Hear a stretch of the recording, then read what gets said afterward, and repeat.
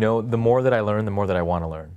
And I love being stimulated by people around me who are also hungry to learn.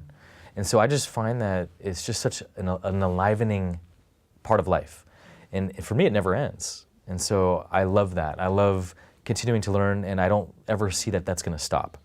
And so there's no shortage in what you can learn.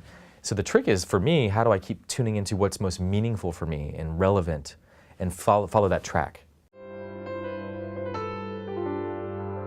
You know, there's this famous saying that if you don't grow, you die, right? And I think there's some truth to that, actually, where there's something about if I'm always challenging myself and I'm learning, there's a way that I'm alive. There's a way that I'm opening up my comfort zone and I'm trying new things.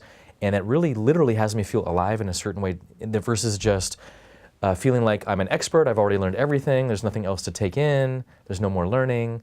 And that actually will have you stop innovating and stop creating. And so life is too short to allow that to happen where you have a retirement mindset at 30 years old or 40 years old or whatever.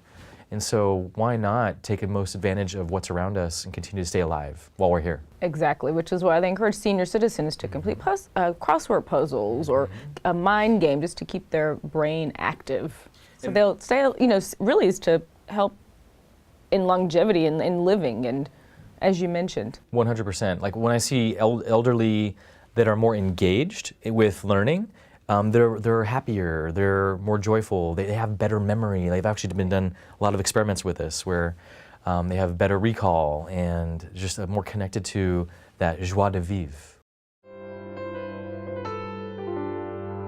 I think even just learning the neurobiology of intuition.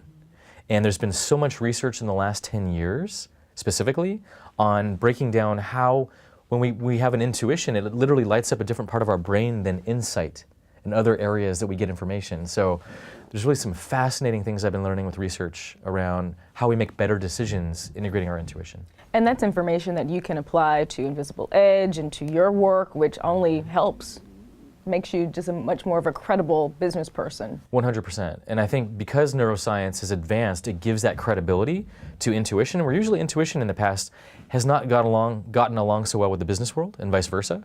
But I'm trying to bridge that and actually show that there is credibility. You actually do make better decisions, and the research is showing that. Especially with complexity and uncertainty is the best times to use our intuition.